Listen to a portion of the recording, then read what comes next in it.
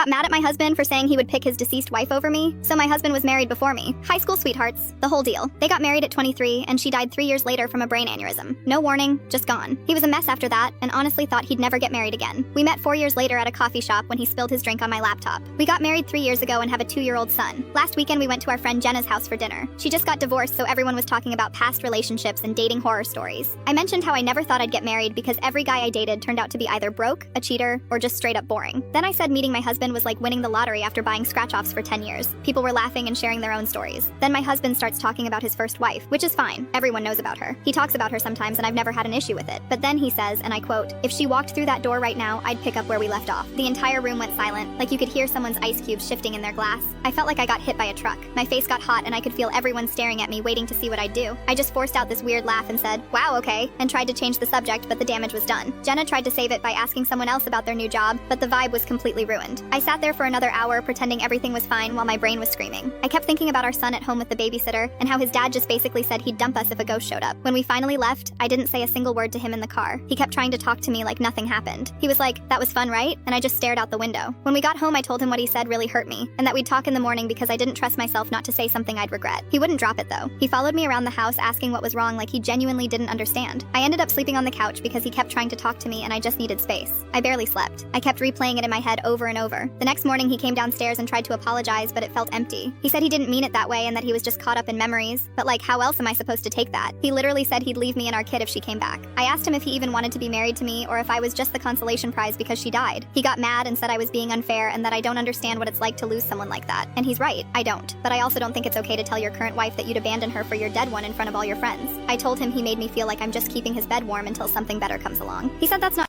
Scan the QR code to download TikTok. The subsequent story endings are explosive and full of hidden surprises waiting for you. You can also get rewards by creating a new account.